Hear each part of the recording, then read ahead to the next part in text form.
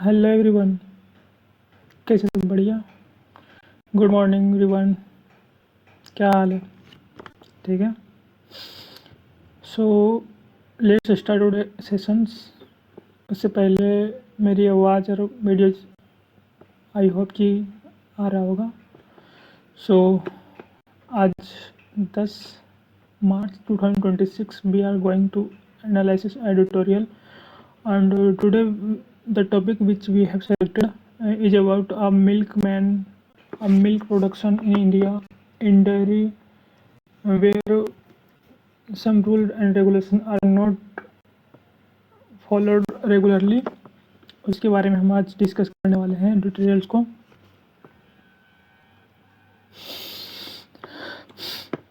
सो उसके पहले editorial analysis करने से पहले हम कुछ वर्ड्स को जो एग्जाम ओरिएंटेड वर्ड्स होते हैं उसको हम कुछ डिस्कस करने वाले हैं।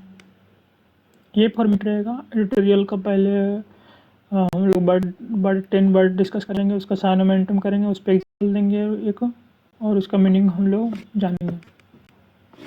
इस प्रोसेस है, इसको हम फॉलो करेंगे। ठीक है। आई होप कि ये यूजफुल होगा। सो नेक्स्ट प्रोसेस पे हम फॉलो करना स्टार्ट करते हैं। Let's start. हेलो। सो ये वर्ड जो है, सबसे पहले हम स्टार्ट नियोटिक वर्ड एक है, नियोटिक वर्ड, इससे स्टार्ट करना चाहते हैं। ठीक है। स्टार्ट कर रहे हैं। ठीक है। ओके। नियोटिक जो वर्ड है इसका मतलब होता है रिलेटिंग टू इंटेलेक्चुअल एक्टिविटी और द माइंड।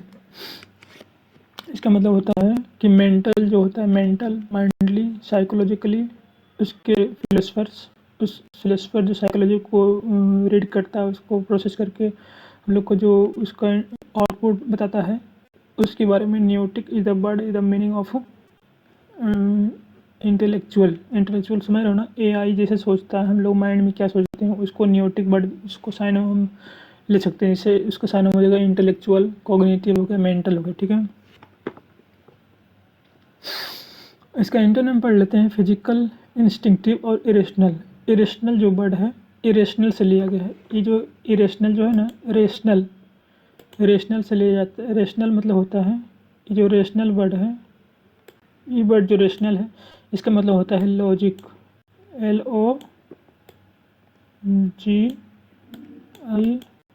LOGIC। इसका मतलब लॉजिक। और इरेशनल का मतलब होता है लॉजिक नहीं, कोई लॉजिक नहीं काम कर रहा है, यहाँ पे बॉडी काम करेगा। ठीक है। दैट मीन्स फिजिकल हो जाएगा। इंस्टिंक्टिव मतलब भी वही होता है जो लॉजिक नहीं, जो थिंकिंग से क्रिएट नहीं होता है, इंस्टिंक्टिव हो गया। ठीक है। अब फिजिकल तो समझ में आ रहा है सब देख के। फिजिकल के अपोजिट क्या हो जाएगा? मेंटल हो जाएगा। एक काम फिजिकल होता है, मेंटल होता है। Cognitive word is important. Cognitive का मतलब होता है मेंटल। इंटेलेक्चुअल तो पता ही है, इंटेलेक्चुअल AI। नियोटिक से समझ में आ गया। ये जो मैं 10 साइनोम लिखा हूँ ना, इसका ये इससे मैच नहीं करेगा, क्योंकि इसका जो कॉन्टेक्स्ट जो है ना, थोड़ा सा डिफरेंस हो गया। क्योंकि ये जो नियोटिक का जो है ना, neo is the root word is the neo, NENOE। यहाँ NENOE जो न्यू से लिया गया है, नियोटिक, बिगनर्स, टायरो, बिगनर, इस सब से लिया गया। ठीक है। तो ये थोड़ा सा डिफरेंस हो जाएगा। इसका जो रियल वर्ड है ना, NEOTIC, नियोटिक मतलब तो इंटेलेक्चुअल, कॉग्निटिव, मेंटल होता है। ठीक है। लेकिन इसका जो ये जो मैं 10 वर्ड लिखा हूँ, इसका सब कुछ डिफरेंस हो गया, क्योंकि इसका जो कॉन्टेक्स्ट जो डिफरेंस हो गया। फिर मैं साइनम पढ़ लेता हूँ। ठीक है।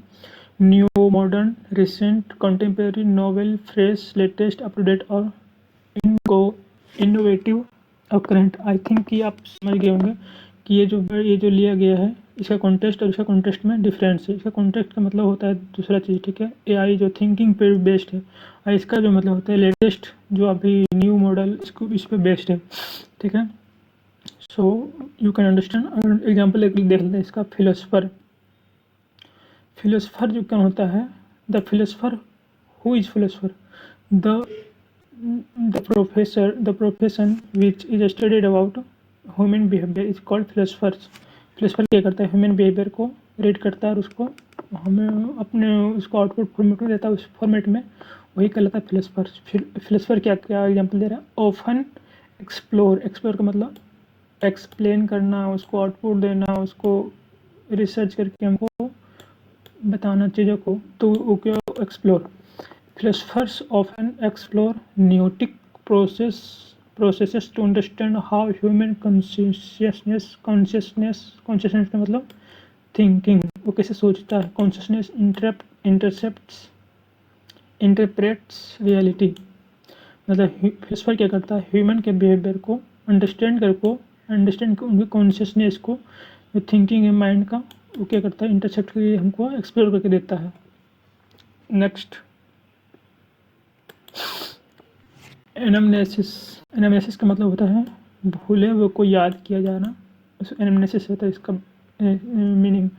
Recollection of something forgotten, which is forgotten, ठीक है। इसका साइनम पढ़ लेते हैं। रिकलेक्शन, रिमेम्बरेंस और रिकॉल, ओके। इसका फॉरगेटन पढ़ लेते हैं, सॉरी एंटोनिम्स: फॉरगेटफुलनेस, ऑब्लिविएशन और amnesia. Amnesia is the disease, DI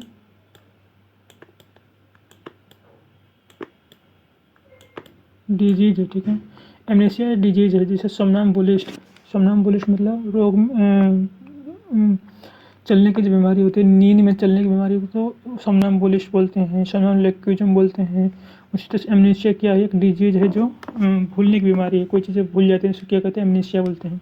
इसके एग्जाम्पल है the historians research relied heavily on, उसका रिसर्च किस पे रिलाई मतलब डिपेंड ऑन, बेस्ड ऑन, ठीक है, based on collective anamnesis preserved in oral traditions. जब भूल जाते हैं, और कहते हैं हिस्टोरियन रिसर्च डिपेंड किस पे करता है? जब भूल जाते हैं ना, तो वो ह्यूमन का जो चलता आ रहा है ना, वो ट्रेडिशन बोल बोल के इस पे वो लास्ट स्टोरी चलता रहता ना, पीछे वाला स्टोरी दादाजी कहानी सुनाते थे, तो सब कहानी को रिकॉल करके हम लोग ओरल उसको बोलते हैं, ओरल स्टोरी, ओरल ट्रेडिशन, उसको करके बेस्ट करके हमको रिसर्च करके PDF देता हम बोलते हैं, ठीक है। PDF देता है या फिर वो आउटपुट देता है, वो प्रोजेक्ट बनाता है हिस्टोरी पे, ठीक है। सो नेक्स्ट, इसका साइनम देख लेते हैं। Recollection, remembrance, recall, memory, reminiscence, retrospections, reflection, commemoration मतलब ये होता है याद करना, कॉमेमोरेशन मतलब भी याद करना होता है। रिकॉलिंग, रिमाइंडिंग मतलब याद करना, चीज़ों को रिमाइंड करो, नहीं पूछता है डॉक्टर की रिमाइंड करो क्या खाया हो मॉर्निंग में, क्या चल रहा तेरे लाइफ में, तो रिमाइंडिंग का पूछता है प्रोसेस, क्या फॉलो किए थे कि गड़बड़ हो गया, तो रिमाइंडिंग करना, ठीक है। अब आते हैं नेक्स्ट वर्ड डिफ्लेक्शन का मतलब होता है मिसअप्रोप्रिएट और एम्बेजलमेंट ऑफ फंड्स। मिसअप्रोप्रिएट मतलब the thing which is not done under the rule is called misappropriate, is called fraud भी बोल सकते हैं इसको, या एम्बेजलमेंट भी बोल सकते हैं। Embezzlement is important word. I hope मेरी वॉइस इन वीडियोज क्लियर जा रहे होंगे। Misappropriation, sorry, misappropriation is also, mis is the root word is called, not negative word है, -VE इसको बोल सकते हैं, ठीक है। Misappropriation which is not conducted in under rules, ठीक है। मिसअप्रोप्रिएशन, इसका एंटोनिम देख लेते हैं। Honesty, integrity, accountability. अकाउंटेबिलिटी भी इसका एंटोनिम हो जाएगा। अकाउंटेबिलिटी मतलब रिस्पॉन्सिबिलिटी, जिम्मेदारी, ठीक है। इसका साइनम देख लेते हैं। एम्बेजलमेंट हो जाएगा, मिसअप्रोप्रिएशन हो जाएगा, फ्रॉड हो गया, थेफ्ट हो गया, पेक्यूलेशन हो गया, स्वेंडलिंग हो गया, मिसयूज हो गया, पिल्फरेज हो गया, करप्शन हो गया, स्टीलिंग हो गया। इसका एग्जाम्पल देख लेते हैं। द ऑडिट अनकवर्ड, ऑडिट जो होता है ना, संपादक को अनकवर्ड किया, क्या किया? अनकवर्ड मतलब डिस्क्लोज की चीज़ों को, ओपन द बुक किया, पब्लिक के सामने लाया। द ऑडिट का काम ही क्या करना? डिस्क्लोज करना। Uncovered massive deflection with in the department prompting calls for a stricter financial oversight. Financial का जो ओवरसाइट था उसको क्या किया? अनकवर्ड किया, ठीक है। मैसिव का मतलब ह्यूज, लार्ज, मेमोथ, कोलोजल, इसका साइनम हो जाएगा, ठीक है। नेक्स्ट, वाइटुपरेटिव का मतलब होता है एब्यूजिव, जो इसको बोलते हैं एग्रेसिव टाइप का भी होता है। चलो हम देख लेते हैं। क्रिटिसाइज टाइप का होता है, एब्यूजिव टाइप का होता है, जो मिसबिहेव टाइप का होता है वाइटुपरेटिव। एब्यूजिव हो गया का, स्केथिंग हो गया, इंसल्टिंग हो गया, इसका साइनम हो जाएगा। इसका इंटरनम हो गया रिस्पेक्टफुल हो गया, कॉन्टोर्स हो गया और पोलाइट हो गया, पोलाइट भी हो गया। इसका एग्जांपल देख लेते हैं। The vituperative tone of the debate eroded the possibility of constructive dialogue between the opposing function। ठीक है, इसका एंटोनिम देख लेते हैं, सॉरी साइनम देख लेते हैं। एब्यूजिव हो गया, इंसल्टिंग हो गया, scathing is also the important word. Scathing, okay. Harass तो पता ही है, हरास करना। इनवेक्टिव करना, डेरोगेटरी करना, कॉन्डेमेंट्री करना, डिस्पैरेजिंग हो गया, ऑफेंसिव हो गया, क्रिटिकल हो गया। ठीक है, इसका साइनम हो जाएगा। Next word इम्ब्रिकेशन। इम्ब्रिकेशन का मतलब होता है ओवरलैप कर जाना। ओवरलैप कर जाने का मतलब होता है कोई चीज़ मोर देन रिक्वायर्ड। ठीक है, लेइंग हो गया। इंटरलॉकिंग का मतलब होता है connect between two. Okay, interlock, laying का मतलब वही होता है। ठीक है, इसका साइन हम पढ़ लेते हैं। Antonym separation, difference between two. Isolation मतलब भी वही होता है। डिसजंक्शन का मतलब जंक्शन का मतलब क्या होता है? हम लोग कहते हैं जंक्शन, ये जंक्शन, फलाना जंक्शन, ये जंक्शन। तो इसका मतलब जंक्शन का मतलब the place where many trains are crossed from here and it's called junction. ठीक है, तो जंक्शन का मतलब डिश लगाया था, वो जंक्शन टूट गया, वहाँ पे से अकेला सेपरेशन में चला गया। ठीक है, साइन हम पढ़ लेते हैं ओवरलैप को। Overlap, interlock, supreme position, layering हो गया, इंटरवेविंग हो गया, इंटरलेकिंग हो गया, इन एनमेसमेंट हो गया, इंटरकनेक्शन हो गया। इंटरकनेक्शन का मतलब ही मजबूत कनेक्शन। इंटीग्रेशन हो गया, इंटेंगलमेंट हो गया। Entanglement is also the important word. Entanglement, the imbrication of economic, social and the political factors makes policy। The imbrication जो है, इम्ब्रिकेशन का मतलब होता है ओवरलैपिंग की जो किया। ठीक है, जो कनेक्शन जो है, the imbrication of economic, social and the political factor. Imbrication मतलब कनेक्शन। ठीक है, कनेक्शन CO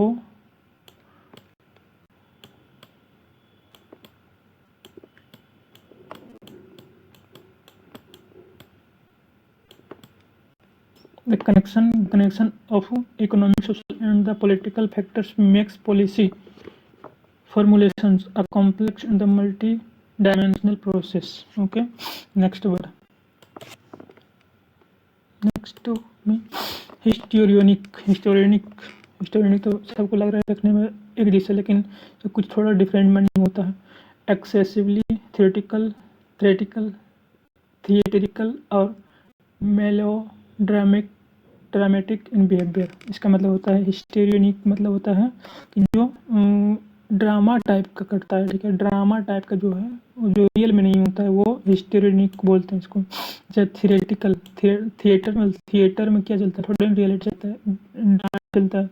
थिएटिकल हो गया, मेलोड्रामेटिक हो गया, exaggerated is also important word, is called not और इन रियल। ठीक है, एग्जैगरेटेड है। रिस्ट्रेंड का मतलब होता है रिस्ट्रेंड, कंपोज्ड और अंडरस्टैंडेड। अंडरस्टेटेड हो गया, समझ में आ रहा है आप सबको।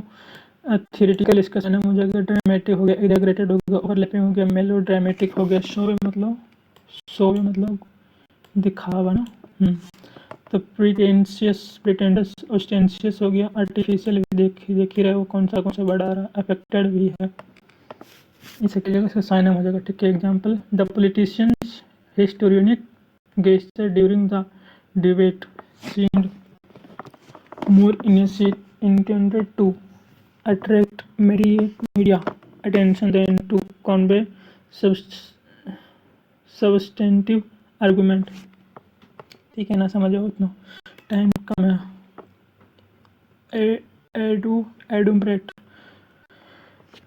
एडुम्ब्रेट का मतलब होता है मीनिंग टू आउटलाइन और indicate something faintly in advance. Foreshow, adumbrate का मतलब होता है एडम्ब्रेट, इसको एडम्ब्रेट को याद कर सकते हैं फोरशो करके। ठीक है, कहीं डिस्कनेक्ट ना हो जाए मेरा, ये प्रॉब्लम लग रही है। फोरशो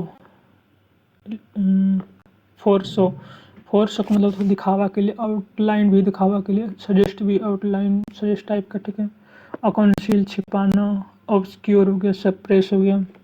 इसका साइन हम पढ़ लेते हैं। आउटलाइन, फोरशैडो, इंडिकेट हो गया, सजेस्ट हो गया, स्केच हो गया, प्रेटरी हो गया, रिप्रेजेंट हो गया, रिप्रेजेंट के बाद शैडो हो गया, हिंट हो गया। ये सब क्या हो गया? एडम्ब्रेट का मतलब शो करना। ठीक है, फॉर शो का मतलब समझ में आ रहा है। फॉर शो का मतलब होता है जो ओनली फॉर शो है। ठीक है, आउटलाइन भी दिख ही रहा है जो शो के लिए दिख रहा है। आउटलाइन क्या होता है? आउटलाइन जो शो के लिए, बाकी चीज़ें दिखती नहीं है, लेकिन आउट से कौन से छिपाना हो गया, ऑब्सक्योर हो गया, सप्रेस हो गया। यहाँ हिडन भी लगा सकते हैं, यहाँ पे हिडन भी कर सकते हैं। इसका साइन देखिए, साइन तो हो ही रहा है। In his inaugural address, the leader adumbrated a series of economic reforms that would later reshape the national policy framework. Next, I think कि वर्ड खत्म हो चुके हैं। कितना था?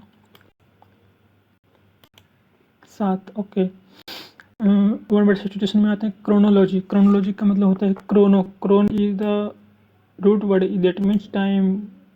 Ancient time is called chronic का जो मीनिंग होता है एंशियंट टाइम, पहले का टाइम उसको बोलते हैं क्रोन। ठीक है, क्रोन का मतलब arrangement of events by time. ठीक है, क्रोनोलॉजी। ठीक है, इन्वेस्टिगेटर जो क्या करता है, reconstructed the chronology of the fraud to identify the key लेप्सेस।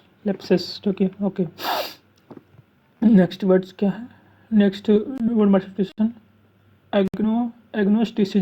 Agnosticism, belief that अरे यार ये तो बट पता है ना, सबको पता ही होगा। एग्नोस्टिक मतलब जो गॉड को मानता है, लेकिन गॉड को एग्नोस्टिक, एथीस्ट एक एग्नोस्टिक मतलब होता है belief that gods existing is unknown. वो क्या मानता है? एग्नोस्टिक का मतलब होता है कि गॉड का जो एग्जिस्टेंस है वो अननोन है, कोई नहीं जानता कि गॉड है कि नहीं है, तो एग्नोस्टिक उसको बोलते हैं। Philosophical agnosticism separates belief from empirical evidence. Agnosticism. Polyglot का मतलब होता है one who speaks many language. Polyglot मतलब वेरी लैंग्वेज को बोलने वाला, मैनी लैंग्वेज को बोलने वाला, उसे polyglot. As a polyglot diplomat जो है, as a polyglot diplomat she mediated negotiations across 3 continents. 3 continents के बीच मेडिएशन कौन करता है? नेगोशिएशन कौन करवाता है? जो पॉलीग्लॉट होता है। ठीक है, हेजियोग्राफी का मतलब होता है ग्राफी, एक कोलिग्राफी होती है, एक इकोग्राफी होती है। तो हेजियोग्राफी मतलब excessively flattering biography. Example, the memoirs criticised hagiography rather than objective history. Hagiography का मतलब एक्सेसिवली फ्लैटरिंग बायोग्राफी, जो बायोग्राफी को मतलब कहता है कि खुद के बायोग्राफी को एक्सेसिवली बहुत ज़्यादा दिखाया गया है, झूठ बताया गया है, जितना है नहीं उतना ही बताया गया है। हेजियोग्राफी का मतलब होता है एक्सेसिवली मतलब बहुत ज़्यादा, मोर देन रिक्वायर्ड। ठीक है, एक्सेसिवली। फ्लैटरिंग का मतलब होता है कि फ्लैट कर रहा है। ठीक है, फ्लैटरिंग मतलब होता है कि झूठ मूठ का वो फ्लैट करना चाह रहा है उसको। ठीक है, बायोग्राफी मतलब खुद का जो लिखा गया है। एक ऑटोबायोग्राफी होता है, एक बायोग्राफी नहीं। बायोग्राफी मतलब किसी के बायोग्राफी को जानबूझकर एक्सेसिवली एक्सप्लेन करना, which is not in real. तो ये क्या होता है? हेजियोग्राफी। समझ गए? Example, the memoirs criticised as hagiography rather than objective history. जो ऑब्जेक्टिव हिस्ट्री मतलब सच में जो हिस्ट्री है वो अगर नहीं दिखाओगे तो वो क्रिटिसाइज तो किए जाओगे ही, झूठ का अगर प्रचार करोगे तो। ठीक है, तो नेक्स्ट फ्रेजल वर्ड्स होते हैं। फ्रेजल वर्ड्स की तरह आप होता है गेट अप का मतलब होता है rise from bed. Get up मतलब rise from bed, get up bro, get up bro, get up, he gets up at 6 every day, ठीक है। गेट ओवर, गेट ओवर का मतलब होता है recover from, get over recover, तो he got over his illness quickly, ठीक है। Next में जाते हैं वन वर्ड सॉल्यूशन में। गेट अलोंग विद मतलब have good relations, example she gets along, get along का मतलब होता है, गेट अलोंग विद का मतलब होता है गुड रिलेशंस, ठीक है, याद रख सकते हैं इसको। गेट अलोंग विथ, जो देखने में लग रहा है विथ का मतलब होता है साथ, टुगेदर, ठीक है। इसका मतलब होता है gate along with has a good relation, ठीक है। नेक्स्ट गेट थ्रू का मतलब गेट थ्रू नहीं ले उसके से होके गुजरना, तो गेट थ्रू मतलब कंप्लीट या सक्सीड कनेक्ट होता है, ठीक है। Phone connect, she got through the exam on the first attempt, ठीक है। Okay next, now we are going to reading a passage, explain editorial, just be ready. Ready for reading? Yes. How is the Josh? Yes. bitter milk मतलब कड़वा milk, on the Raja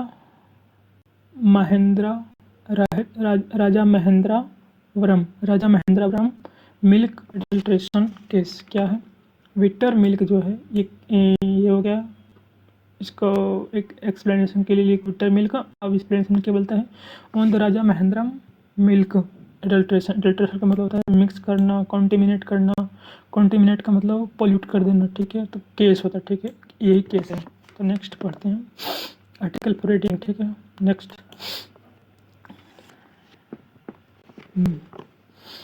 first, if you want you can read in some instinctive time. If you want, I think if you want to click on stop and you can read, even I am going to read, okay, 1 2 starts 3.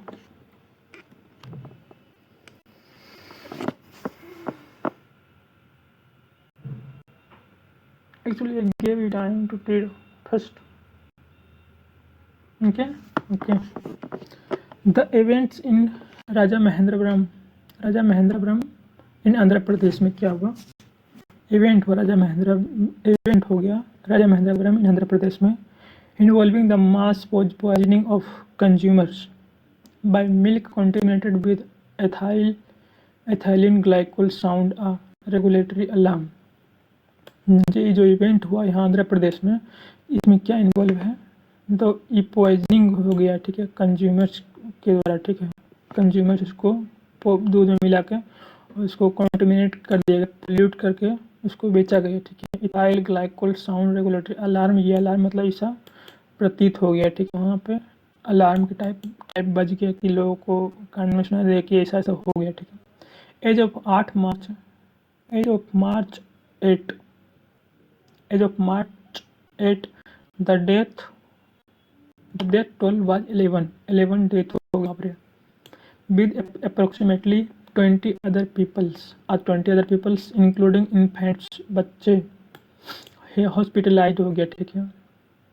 क्यों, क्योंकि ये जो आंध्र प्रदेश में जो हुआ, क्या हुआ, bye milk contaminated, milk में क्या हुआ, मिल्क पॉल्यूटेड करके बेचा गया, ठीक है, विष क्या हुआ, और इन बच्चे क्या हुआ, अभी हॉस्पिटलाइज, ठीक है। The police have invoked section 103 में क्या करते हैं, punishment of murder, okay, and 105 में क्या करते हैं, culpable homicide and the amounting of murder, okay.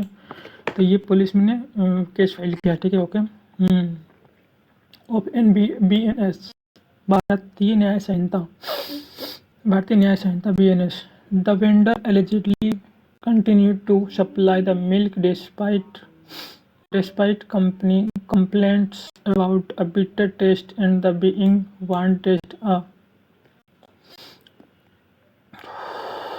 The vendor जो है, वेंडर मतलब जो मिल्क जो बेचने वाला है, ठीक है। The vendor allegedly continue to supply the milk despite complaints, complaint करने के बावजूद क्या किया, मिल्क सप्लाई करता रहा। कैसा मिल्क सप्लाई करता रहा, जो कॉन्टेमिनेटेड है पहले, ठीक है, बिटर टेस्ट है, इसका being bond that the clock and the could भी पॉइजनियस हो गया था, फिर भी वो क्या सप्लाई करता रहा। So it seems reasonable, so ऐसा लगता है, ऐसा प्रतीत होता है that the state is treating gross,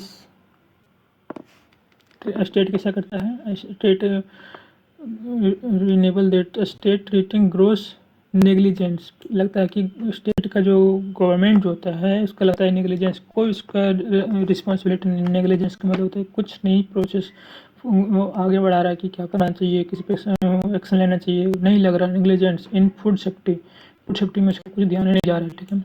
as a serious criminal offence, जबकि ये सीरियस क्रिमिनल ऑफेंस का मामला आता है। However, there could also be counterproductive effects भी है। Milk is staple in Indian, staple का मतलब होता है हैबिचुअल टाइप का, ठीक है। Milk is staple in Indian house hold, ठीक है। उसके हाउस होल्ड किचन में क्या होता है, मतलब स्टेपल फूड है, ठीक है। स्टेपल फूड मतलब समझ, जैसे कि दाल चावल होता है, हमारा दाल चावल ना मिले तो, चावल रोटी ना मिले तो ये स्टेपल फूड का मतलब इसके बिना हमारे को गुजारा नहीं होगा, तो ये क्या होगा, स्टेपल फूड है मिल्क में, ठीक है। मिल्क भी, ठीक है। Households and contaminated by an Indian industrial compound already infamous in Indian for lethality। क्या बोला देखो, एक मिनट, स्टेपल है पहले बोला तो, फिर बोला कि और ये कॉन्टिमिनेटेड भी है इंडस्ट्रियल कंपाउंड, क्यों, ये ऑलरेडी इनफेमस है, गलत तरीके से फेमस है। क्यों फेमस है, क्योंकि ये लेथली घातक की तरह फेमस है पहले से। carries the potential to trigger a crisis confidence in local unbranded milk supplies। तो इससे क्या हो रहा है, जब मिल्क जब इतना इनफेमस हो गया है, जब गलत तरीके से पॉपुलर हो गया है कि मिल्क में ये हो सकता है वो हो सकता है, क्या होगा, ब्रांडेड को छोड़ के जो लोकल जो मिल्क सेलर है, मिल्क जो प्रोड्यूसर है, उनके लिए क्या होगा, ये आफत आ गई कि उनको जो अनब्रांडेड मिल्क जो सप्लाई जो है उनके लिए ये प्रॉब्लम खड़ी हो जाएंगी। सो समझ रहे हैं क्या वो कि एक आंध्र प्रदेश में का मामला आया कि 8 मार्च को 11 को डेथ हो गया, ठीक है। और 20 को कुछ इंक्लूडिंग इन्फेंट्स भी हो गया, हॉस्पिटलाइज हो गया।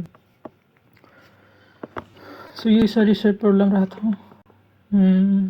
नेक्स्ट पेज में पढ़ते हैं, क्या देखते हैं इसमें, children and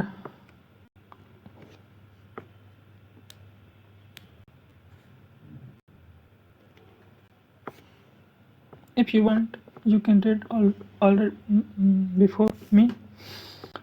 let's start।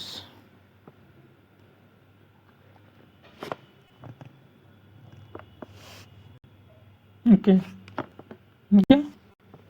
Children and elderly, क्या बोल रहा है, चिल्ड्रन एंड एल्डरली, बच्चे और बूढ़े जो है, are most affected by the ethylene glycol poisoning due to their highly metabolic sensitivity.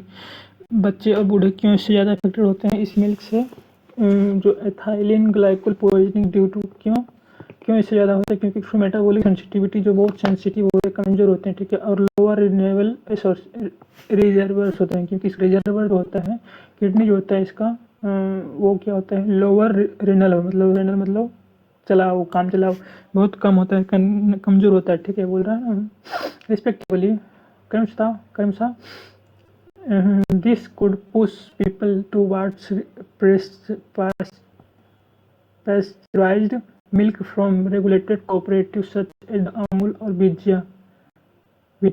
तो क्या बोल रहे हैं, इससे क्या होता है कि ये लोगों को प्रेशराइज कर रहा है, करेगा कि this could push people towards pressurise, मतलब पैस्चराइज मतलब होता है कि जो प्रोसेस किया गया मिल्क है, जो कंपनी के द्वारा पैकेट में पैक आता है, उसमें लोगों को स्विच करने में मजबूर कर देगा, लोगों को पुश करेगा, ठीक है, कि आप ये मिल्क मत लो जो अनजान लोग बेचता है या फिर लोकल बेचता है, उससे मतलब, क्योंकि वो उसमें पोल्यूटेड हो सकता है, उसमें प्रॉब्लम हो सकती है, वो सर्टिफाइड नहीं है पेस्टिसाइड से। सो लोकल जो मार्केट है उस पर भी इफेक्ट पड़ेगा। रेगुलेटर जैसे कौन सा पेस्टिसाइड मिल्क, कौन सा प्रोसेस्ड मिल्क, क्या उसमें ट्रे वगैरह मार के जो मिल्क होता है हम लोग को मिलता है पैकेट में, वो सही होता है, रेगुलेटेड होता है, FSSAI से वो सर्टिफाइड होता है। Regulated cooperative milk such as Amul, Amul और बेजा इसको एग्जाम्पल दिया गया है, which seems desirable but a large share of milk is also distributed in India through small vendors. समझ में आ गया ना? स्मॉल वेंडर जो गाँव में कस्बे में जो मिल्क का प्रोडक्शन करते हैं वो कैसे बेचते हैं, तो वेंडर, उसका वेंडर छोटा होता है ना। Since the state has invoke criminal charge, जब से स्टेट ने क्रिमिनल चार्ज पे लगाया है, including murder against the offenders, ठीक है, मर्डर चार्ज लगाया है। मार्जिनल एक्टर्स में क्विक द मार्केट और शिफ्ट फर्दर इनटू इनफॉर्मेलिटी। वहाँ पे यहाँ से भी बोलता है कि जो इसको बोला था ना, कौन सा वेंडर था? स्मॉल वेंडर, मतलब जो छोटे पैमाने पे जो मिल्क का प्रोडक्शन करता है और वो बेचना चाहता है मिल्क को, तो उससे समस्या है, क्योंकि एक रूल रेगुलेशन बन गया है कि मिल्क ये प्रोसेस करना पड़ेगा, ये फॉलो करना पड़ेगा। तो वो डर जाएंगे और बहुत सारी चीज़ों को क्विट करना चाहेंगे।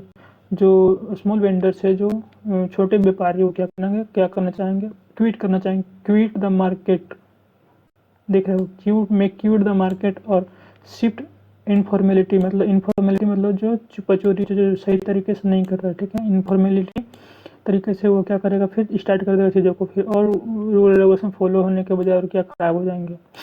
तो क्या करना है? विच कैन पैराडॉक्सली मतलब opposite, OPOSITE,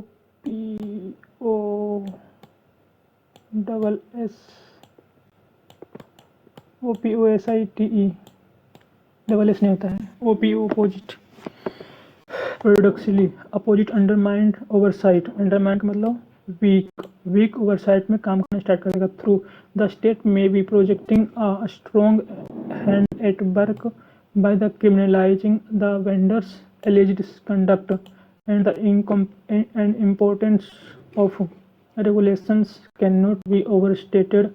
Food safety compliance is much about pushing bad actors as about reducing the cost of doing the right things. क्या बोला देखो, और आगे बोला ना, केवल क्या जरूरत क्या है, क्योंकि जरूरत यही है कि जो बैड एक्टर्स जो इसमें बैड एक्टर्स मतलब जो इसमें इन्वॉल्व है कॉन्टिनेंटल मिल्क को सेल करने में जो इन्वॉल्व है, उसको बैड एक्टर्स को पकड़ के उसको क्या करना है, उस पर केस करना है, उस पर जो एक्चुअल जो रेगुलेशन बनाया गया उसको फॉलो करने के लिए उसे फोर्स करना है। Pushing the bad actors and reducing the cost of doing the right things, और जो राइट थिंग्स करने के लिए जो कॉस्ट है उसको क्या करना है, काम करना है, रिड्यूस करना है, ठीक है, तब ना रेगुलेट होगा चीज़ों। कैसे रेगुलेट होगा? क्योंकि जो बड़े व्यापारी वो भी रेगुलेट कर पाएगा, छोटे व्यापारी भी रेगुलेट कर पाएगा। क्योंकि कैसे? क्योंकि पहले तो कम करना पड़ेगा जो बैड एक्टर्स है उसको कंट्रोल में करना पड़ेगा रूल रेगुलेशन से, और बहुत सारे तरीके से जो है, और जो छोटे व्यापारी है उसको भी कॉस्ट ज़्यादा नहीं पड़ेगा, ताकि रूल रेगुलेशन फॉलो करते करते कॉस्ट बहुत पड़ेगा, तो कैसे व्यापारी करेगा? फिर वो बंद कर देगा। फिर in the informal supply chain, cold chain monitoring and the hygiene inspections are almost entirely absent, leaving room for contamination। तो और बोल रहा है हाइजीन का भी ध्यान रखने के लिए करना है, मॉनिटरिंग करना, हाइजीन के लिए इंस्पेक्शंस भी, ये सब चीज़ों को ये करना है, चीज़ों को सिस्टम लाना पड़ेगा, तब जाके ठीक होगा, ठीक है। ऑलमोस्ट का आगे के मिल्क का जो प्रोसेस है उसको फॉलो करवाना पड़ेगा, और जो गलत तरीके से जो बेचता है उसको क्या करना है, उस पर रूल रेगुलेशन को अप्लाई करना है। नेक्स्ट,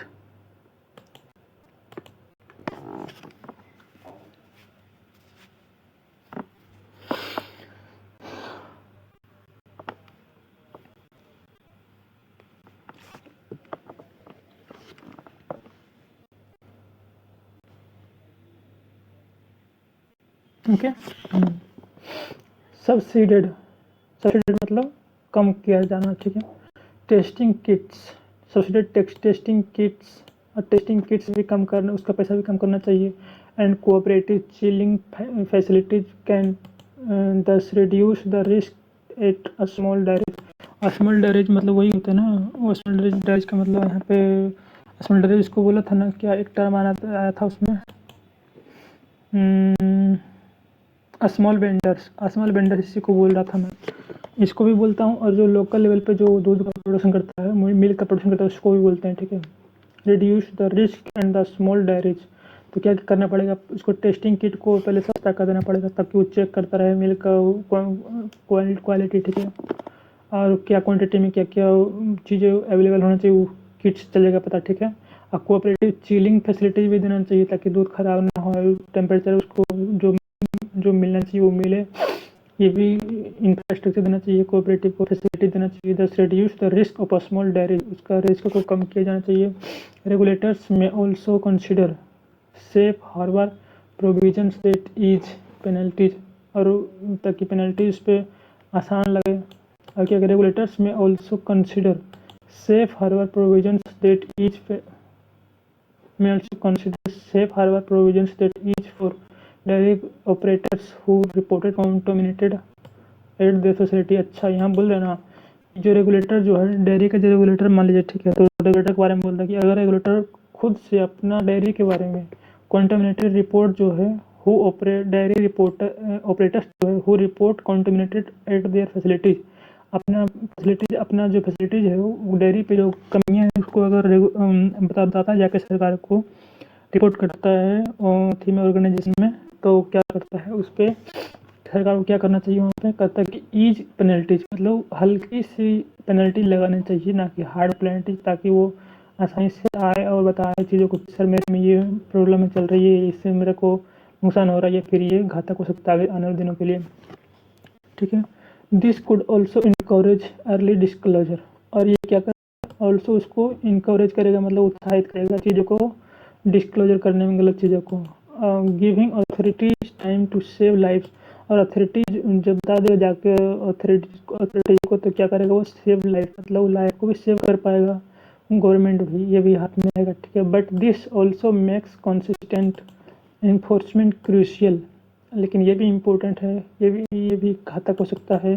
दैट क्या घातक हो सकता है, that dairy could operate without a safety licence for 11 years raises serious questions about the oversight of the local government and the FSSAI। ये क्या मामला आ गया भाई, मामला ये आ गया है कि ये भी घातक देखा गया है, कंसिस्टेंट मतलब लगातार देखा गया है कि 11 सालों से बिना लाइसेंस का, सेफ्टी लाइसेंस बिना विदाउट अ सेफ्टी लाइसेंस क्या किया गया, चलाया जा रहा है। ये भी सवाल उठाता है किस पे, oversight of the local government and the FSSAI पे सवाल उठाता है, ये कैसे हो गया।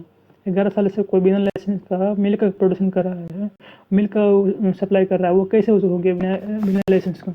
The local authorities fail to conduct periodic field audits and the FSSAI जो होता है इंडिया का, जो FSSAI है, FSSAI जो होता है ना, ये इंडिया का फूड कॉरपोरेशन का जो सर्टिफिकेट करता है वो है, ठीक है। स्क्रूटनाइज करता चीज़ों को, जैसे फिल्म में क्या होता है, सेंसर बोर्ड होता है ना, उस तरह से फूड कॉरपोरेशन में क्या होता है, FSSAI होता है। Did not enforce standardised safety को प्रोटोकॉल्स, ठीक है।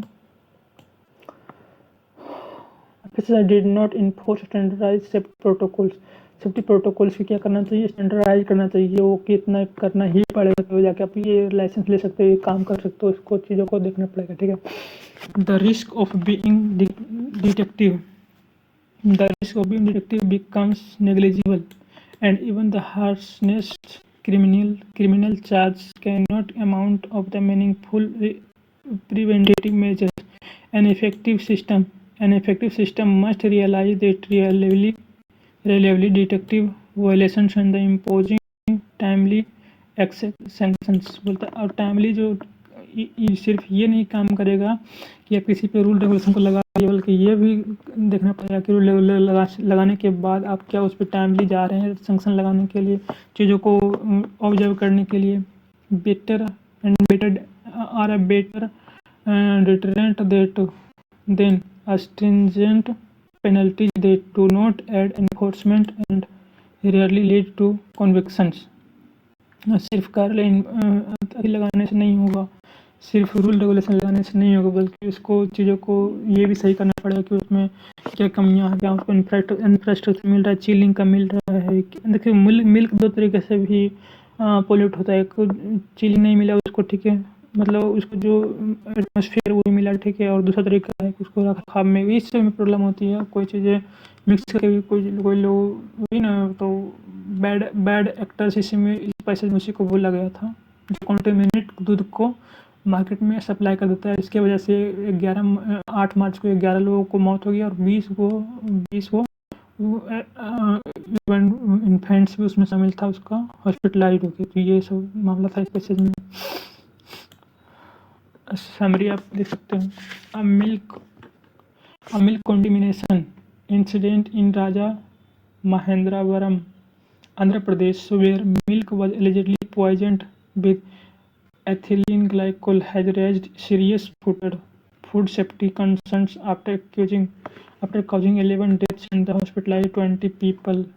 Authorities have invoked a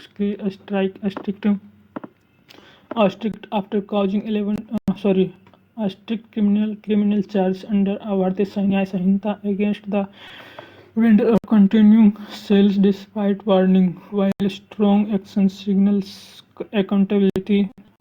Excessive excessive criminalized may push small vendors out of the formal marks weaken oversight. The incident highlights regulations failure, including the dairy operations without a license for 11 years, strengthening inspections, improving cold chain monitoring, subsidizing testing kits, and encouraging early reporting of contaminating are essential for preventing such tragedies.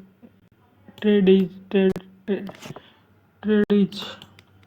tragedies. Next, best question इसी पे based question है। Based on the passage which of the following logically follow from discussion और the criminalised food safety violations. कह रहा है food safety violation किस में हो रहा है इस पैसेज के बेस्ट पे, ठीक है। Severe criminal charge against food vendors may unintentionally push smaller suppliers out of the formal dairy markets. बिल्कुल सही।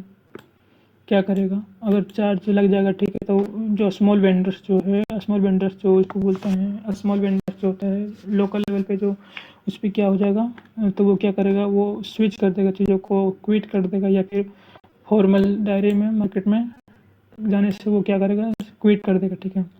Lack routine inspections and regulatory oversight can make even straight legal penalties ineffective and preventative tools. Industrial chemical contaminated in milk has a negligible impact on consumer confidence in informal supply chains। ये नहीं, ये भी सही है और ये भी सही है, दो चीज़ों को। नेक्स्ट, इसको can make understand vocabulary. Adumbrate histrionic imbrication vituperative हो गया, डिफ्लेक्शन हो गया, anamnesis न्यूटिक।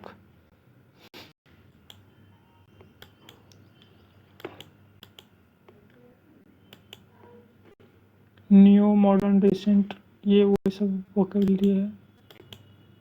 You can note it now, note down.